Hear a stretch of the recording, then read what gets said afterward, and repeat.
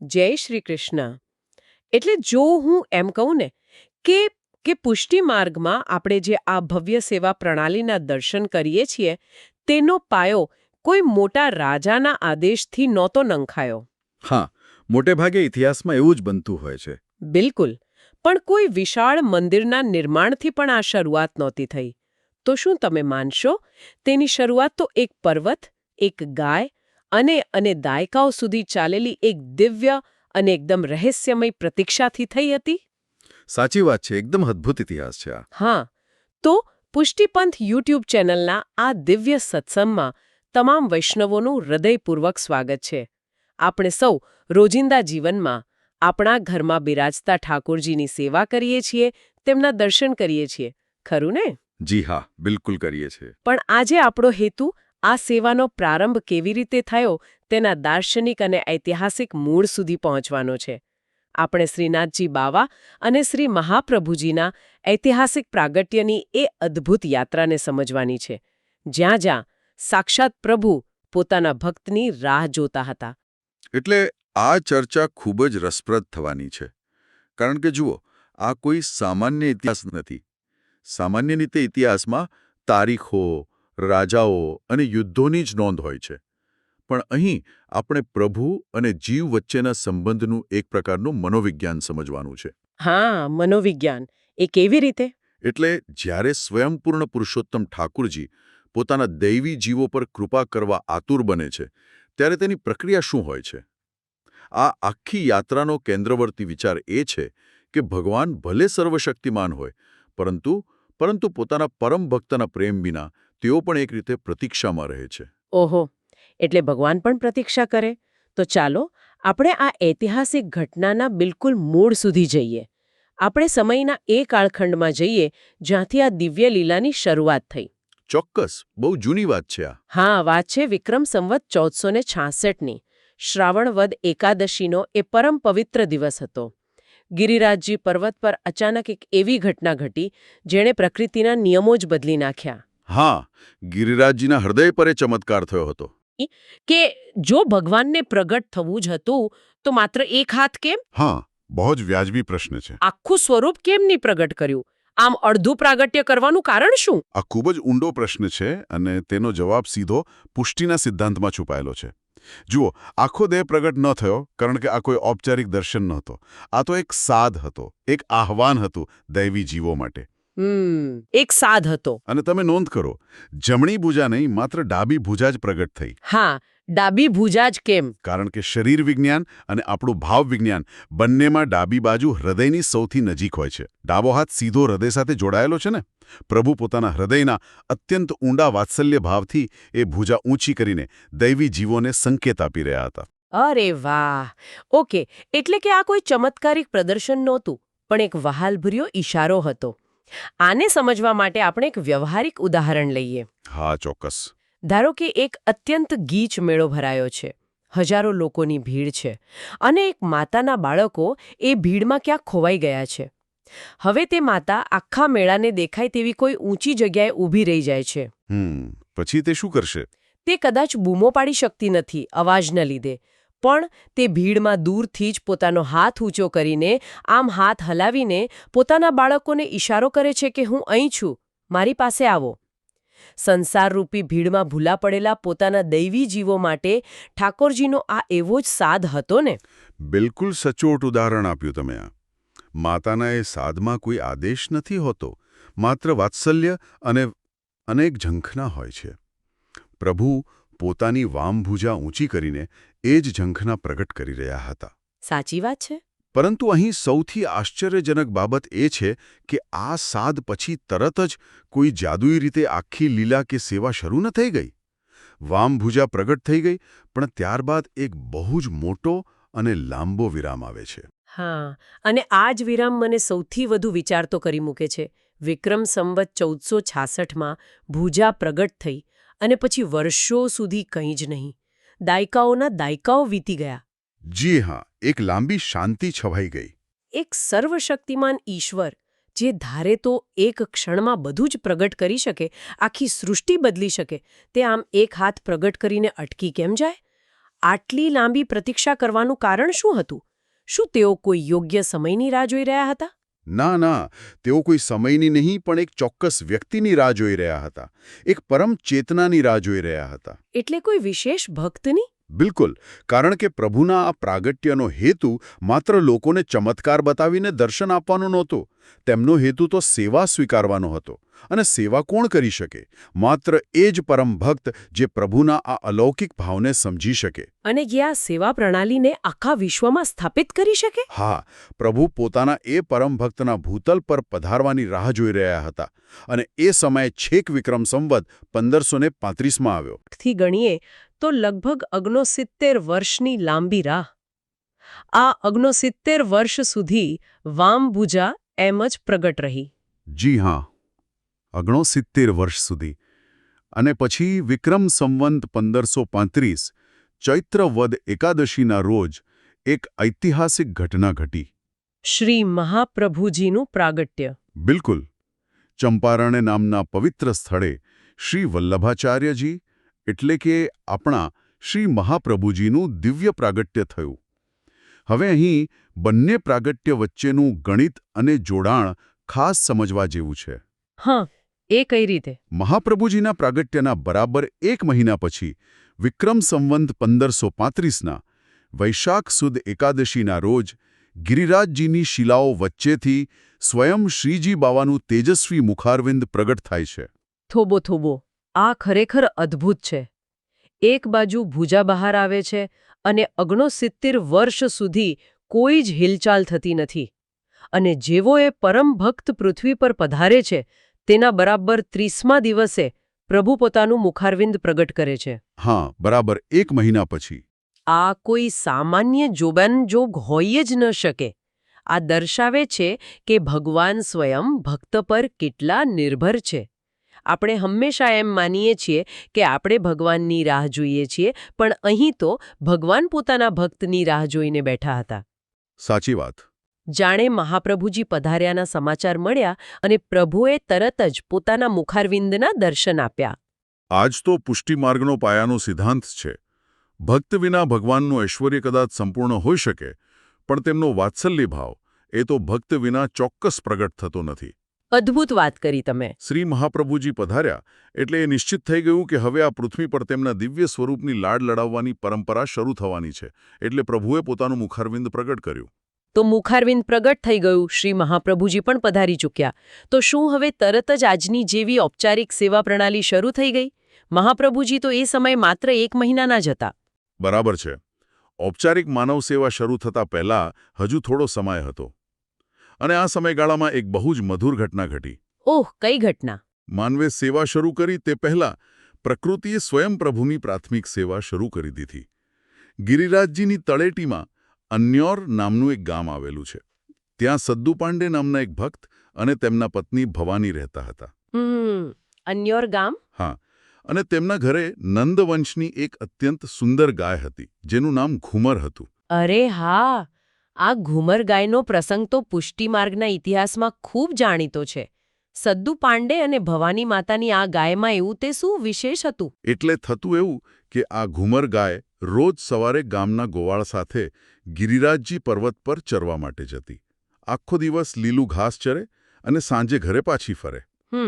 એ તો ગાયોનો સામાન્ય ક્રમ હોય છે. હા, પણ જ્યારે તે પાછી ફરતી ને ત્યારે એક મોટું આશ્ચર્ય થતું. તેના આંચળમાં દૂધનું એક ટીપું પણ નહોતું બચતું. રોજ આવું થવા લાગ્યું. ઓહો, તો ભવાની માતાને સ્વાભાવિક રીતે શંકા ગઈ હશે કે આ ગોવાળ રસ્તામાં ગાયનું દૂધ દોઈને ચોરી લે છે. બિલકુલ. અને તેમને ગોવાળને સખત ઠપકો પણ આપ્યો. હા, કોઈ પણ માલિકને શંકા જાય તેવી જ વાત છે. સાંજ પડે અને આટલી સારી ગાયનું આંચળ સાવ ખાલી હોય તો ગોવાળ પર જ શંકા જાય. તો ગોવાળે પોતાની નિર્દોષતા સાબિત કરવા શું કર્યું? બિચારો ગોવાળ સાવ નિર્દોષ હતો અને મૂંઝાઈ ગયો હતો. તેણે નક્કી કર્યું કે મારે છુપાઈને આ ગાય પર નજર રાખવી પડશે. એક દિવસ તેણે ઝાડ પાછળ સંતાઈને ઘુમર ગાયનો પીછો કર્યો. અને પછી? ગાય ચડતી ચડતી ગિરિરાજજીના શિખર તરફ ગઈ. અને ત્યાં ગોવાળે જે દ્રશ્ય જોયું તે કોઈ સામાન્ય માનવીની બુદ્ધિની બહારનું હતું. તેણે ત્યાં શિખર પર એવું તે શું જોયું? તેણે જોયું કે ઘુમર ગાય ગિરિરાજજીની એક ચોક્કસ શિલા પાસે જ્યાં પ્રભુનું મુખારવિંદ પ્રગટ થયું હતું, બરાબર ત્યાં જઈને સ્થિર ઊભી રહી જાય છે. ત્યાં આસપાસ કોઈ વાછરડું નહોતું, કોઈ ગોવાળ દોવાવાળો નહોતો. છતાં ગાયના આચળમાંથી આપમેળે જ દૂધની ધારા ફૂટી નીકળી અને સીધી એ શિલા પર એટલે કે પ્રભુના તેજસ્વી મુખારવિંદ પર વહેવા લાગી. અરે વાહ! હા, અને સ્વયં શ્રીજી બાવાએ દૂધ અત્યંત પ્રસન્નતાથી આરોગી રહ્યા હતા. આ સાંભળીને જ અવાક થઈ જવાય. હું તો સાવ રોમાંચિત થઈ ગઈ.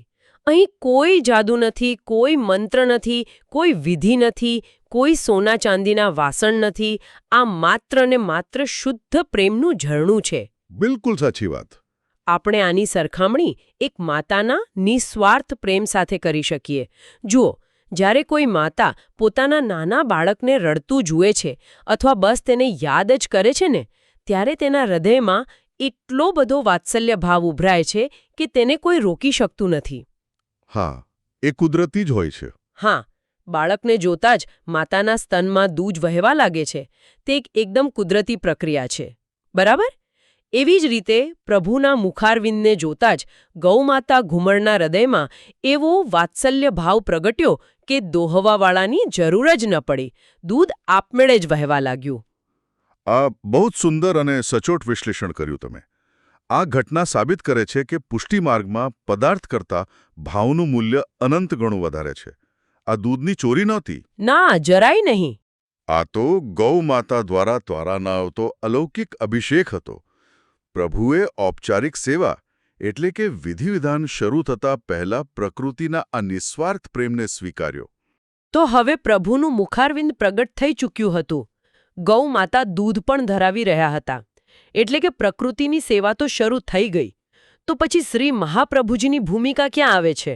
જુઓ, પ્રકૃતિનો પ્રેમ શુદ્ધ છે, પણ તેને એક પરંપરાનું, એક પ્રણાલીનું રૂપ તો માનવચેતના જ આપી શકે ને?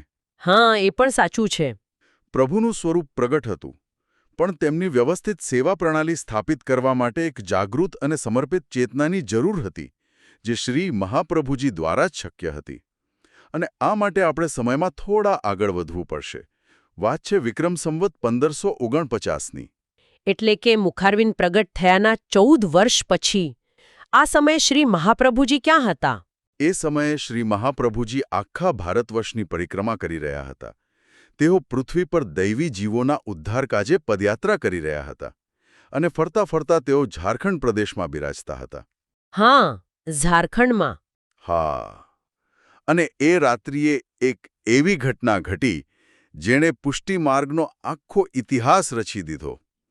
સ્વયં શ્રીજી બાબાએ શ્રી મહાપ્રભુજીને સ્વપ્નમાં દર્શન આપ્યા અને એક દિવ્ય આજ્ઞા કરી. આ આજ્ઞા શું હતી? પ્રભુની એ આજ્ઞામાં તેમની આતુરતા છુપાયેલી હતી. પ્રભુએ કહ્યું કે વલ્લભ, હું ગિરિરાજજી પર પ્રગટ થયો છું. તમે જલ્દી મારી પાસે પધારો અને મારી સેવા પ્રગટ કરો. અરે, વિચાર કરો, આ કેટલી અદ્ભુત વાત છે. આજના જમાનામાં આપણે કોઈ સામાન્ય વીકેન્ડ ટ્રીપ પર ગયા હોઈએ, કોઈ હિલ સ્ટેશન પર રજાઓ ગાળવા ગયા હોઈએ અને ઘરેથી કોઈનો ફોન આવે કે તાત્કાલિક પાછા આવી જાઓ, તો પણ આપણે કેટલી દલીલો કરીએ છીએ. હા, આપણે તો તરત બહાના કાઢીએ. આપણે કહીએ છીએ કે અરે, રિઝર્વેશન થઈ ગયું છે, 2 દિવસ રોકાઈને આવું. આપણે નાની ટ્રીપ કેન્સલ કરવામાં પણ ખચકાઈએ છીએ. અને અહીં શ્રી મહાપ્રભુજી તો આખા ભારતવર્ષની પદયાત્રા પર હતા. કોઈ વિમાન કે ટ્રેન નહોતા એ સમયે. એ સમયની મુસાફરી કેટલી કપરી હતી. બહુ જ કઠિન હતી. અને છતાં પ્રભુનો સાદ સાંભળતા જ એ મહાન કાર્ય, એ આખી પરિક્રમા બસ ત્યાં જ છોડી દીધી. કોઈ જ વિચાર કર્યા વિના ઝારખંડથી સીધા જ વ્રજભૂમિ તરફ નીકળી પડ્યા. આ એક ભક્તની તાલાવેલી છે. બિલકુલ. આને જ ભક્ત અને ભગવાન વચ્ચેનું ચુંબકીય આકર્ષણ કહેવાય છે. જ્યારે ભગવાન બોલાવે ને, ત્યારે ભૂગોળના અંતર કે ભૌતિક યોજનાઓનું કોઈ જ અસ્તિત્વ નથી રહેતું. સાચી વાત. ભૌતિક અંતર ભલે હજારો કિલોમીટરનું હોય, પરંતુ પ્રભુની આજ્ઞા સર્વોપરી છે. પ્રભુનું આકર્ષણ એટલું તીવ્ર હતું કે થાક કે અંતર કશું જ વચ્ચે ના આવ્યું. મહાપ્રભુજીના હૃદયની એ તાલાવેલી સમજવી જરૂરી છે, કારણ કે તેઓ જાણતા હતા કે સ્વયં પ્રભુ મારી પ્રતીક્ષા કરી રહ્યા છે. હા, અને આ યાત્રા કરતા કરતા તેઓ છેક વ્રજમાં પહોંચ્યા. અન્યોર ગામમાં સદ્દુ પાંડેના ઘરે પધાર્યા અને બધી વાત જાણી. ત્યાંથી તેઓ સીધા જ જતીપુરા પહોંચ્યા. હા, જતીપુરા. જતીપુરા એ ગિરિરાજજીની તળેટીમાં આવેલું સ્થાન છે. અને હવે આપણે આખી કથાના એ શિખર પર પહોંચ્યા છીએ, જે ક્ષણ માટે દાયકાઓથી પ્રતીક્ષા થઈ રહી હતી. જતીપુરામાં ગિરિરાજજીની તળેટીમાં પહોંચીને શ્રી મહાપ્રભુજીએ અત્યંત દાસત્વ ભાવથી પૂરા સમર્પણ સાથે ગિરિરાજજીને દંડવત પ્રણામ કર્યા. અને તે જ ક્ષણે જે ઐતિહાસિક ચમત્કાર થયો તે આખા ઇતિહાસમાં અદ્વિતીય છે. મહાપ્રભુજી નીચે પ્રણામ કરી રહ્યા છે અને સામે ગિરિરાજજીના શિખર પરથી સ્વયં શ્રીજી બાવા દોડીને નીચે પધાર્યા. અરે વાહ! પોતાના વહાલા ભક્તને જોતા જ ભગવાનથી રહેવાયું નહીં અને બંને વચ્ચે એક અત્યંત ગાઢ આલિંગન થયું, જાણે બે દિવ્ય શક્તિઓ એકાકાર થઈ ગઈ હોય. અહીં મને ભૌતિક વિજ્ઞાન અને પુષ્ટિમાર્ગના વિજ્ઞાન વચ્ચેનો બહુ મોટો તફાવત દેખાય છે. ભૌતિક દુનિયામાં આપણે ગુરુત્વાકર્ષણની વિરુદ્ધ જઈને પર્વત ચડીને થાકીને પગથિયા ચડીને ભગવાન સુધી પહોંચવું પડે છે. હા, આપણે એમ જ માનીએ છીએ. આપણે માનીએ છીએ કે ઈશ્વર ઊંચાઈ પર છે અને આપણે નીચે છીએ. પણ અહીં જતીપુરામાં તો જાણે કૃપાનું ગુરુત્વાકર્ષણ જ ઉલટું થઈ ગયું. તળેટીમાં ઊભેલા ભક્તનો પ્રેમનું વજન એટલું ભારે હતું કે તેણે શિખર પર બિરાજતા ભગવાનને નીચે ખેંચી લીધા. પ્રભુ સ્વયં શિખર પરથી નીચે ઉતરી આવ્યા. આ જ તો ખરી કૃપા છે. આ આખી ચર્ચાનું આ સૌથી સુંદર અને ગહન તારણ કાઢ્યું તમે. આ ઉલટા ગુરુત્વાકર્ષણને જ પુષ્ટિ કહેવાય છે. પુષ્ટિ. પુષ્ટિ એટલે ભગવાનનો અનુગ્રહ. અને અનુગ્રહનો સ્વભાવ જે છે કે તે હંમેશા ઉપરથી નીચે તરફ વહે છે. શ્રીજી બાવાનું દોડીને નીચે આવવું એ સમસ્ત વૈષ્ણવ સૃષ્ટિ માટે સંદેશ છે કે ભગવાન કોઈ ઊંચા આસન પર જડ થઈને બેસનારા નથી. તે તો ભક્તના પ્રેમને, તેના સમર્પણને સંપૂર્ણપણે આધીન છે. અદ્ભુત. આ માત્ર બે સ્વરૂપોનું મિલન નહોતું, પણ સમસ્ત સૃષ્ટિ માટે પ્રભુ પ્રેમના દ્વાર ખોલનારી ઐતિહાસિક ક્ષણ હતી. અને આ ઐતિહાસિક મિલન અને આલિંગન બાદ તરત જ શ્રી મહાપ્રભુજીએ આખી સેવા પ્રણાલીનો પાયો નાખ્યો. તેમણે પોતાના ખભા પર રહેલું પવિત્રા ઉતારીને શ્રીજી બાવાને ધર્યું. પ્રભુને સાકરનો ભોગ ધરાવીને અત્યંત ભાવથી લાડ લડાવ્યા. અહીંથી એ સેવા શરૂ થઈ જે આજે પણ ચાલી રહી છે. પવિત્ર ધરવું અને સાકરનો ભોગ ધરાવવો આ બંને વસ્તુઓ બહુ જ પ્રતિકાત્મક છે. પવિત્રા એ શુદ્ધતા અને બંધનનું પ્રતીક છે. કેવું બંધન? આ ભક્ત અને ભગવાન વચ્ચેના શાશ્વત સ્નેહનું બંધન છે. અને સાકર એ મીઠાશનું પ્રતીક છે. મહાપ્રભુજીએ જાણે પ્રભુને વચન આપ્યું કે હવેથી તમારી સેવામાં માત્ર મીઠાશ અને વાત્સલ્ય જ રહેશે. એટલે જ આજે પણ લાખો ભક્તો જતીપુરાની પરિક્રમા કરતી વખતે એ શિલાઓ પાસે ધન્યતા અનુભવે છે, કારણ કે ત્યાં આ દિવ્ય આલિંગનની ઊર્જા આજે પણ વ્યાપેલી છે. ખરેખર કેટલી અદ્ભુત સફર રહી આ! આપણે આજે આખું ઘટનાક્રમ અને તેનું વિજ્ઞાન સમજ્યા. વિક્રમ સંવત 1466માં વામભુજાના એક નાનકડા સાતથી શરૂઆત થઈ. ત્યારબાદ 69 વર્ષની લાંબી અને રહસ્યમય પ્રતીક્ષા બાદ શ્રી મહાપ્રભુજીના પ્રાગટ્યના બરાબર 1 મહિના પછી શ્રીજી બાવાનું મુખારવિંદ પ્રગટ થયું. હા, અને પછી ગૌમાતાનો પ્રેમ. બિલકુલ.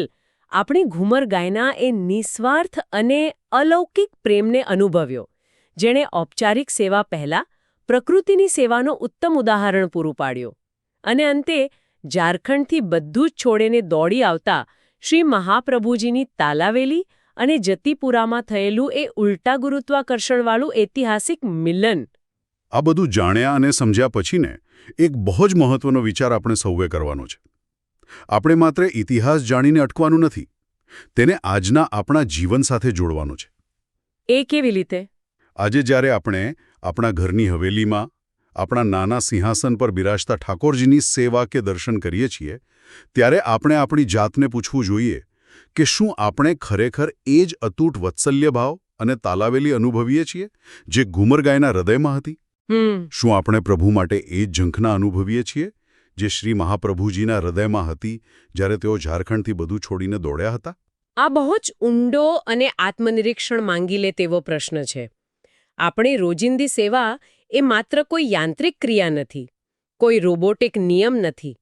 તે આ જ ઐતિહાસિક અને દિવ્ય પરંપરાનો એક જીવંત ભાગ છે. આપણે એ જ સેવાની સાંકળની કડી છીએ જે જતીપુરામાં શ્રી મહાપ્રભુજીએ શરૂ કરી હતી. આપણે એ ભાવને સદાય જીવંત રાખવાનો છે. આ વિડિયો દ્વારા મારો નમ્ર પ્રયાસ આ જ્ઞાન તમામ વૈષ્ણવો સાથે વહેંચવાનો છે. જો મારાથી કોઈ ભૂલ થઈ હોય તો કૃપા કરીને મને માફ કરજો અને કોમેન્ટ્સમાં મને જણાવજો, જેથી આપણે તેને સુધારી શકીએ. કૃપા કરીને આ વિડિયો WhatsApp પર શેર કરો, જેથી અન્ય વૈષ્ણવો પણ આ જ્ઞાન પ્રાપ્ત કરી શકે. અને કૃપા કરીને નીચે કોમેન્ટ કરીને સૂચન કરો કે આપણા આગામી વિડિયોમાં આપણે કયા વિષય પર ચર્ચા કરવી જોઈએ. બિલકુલ. આજના સત્સંગ માટે બસ આટલું જ. જય શ્રી કૃષ્ણ.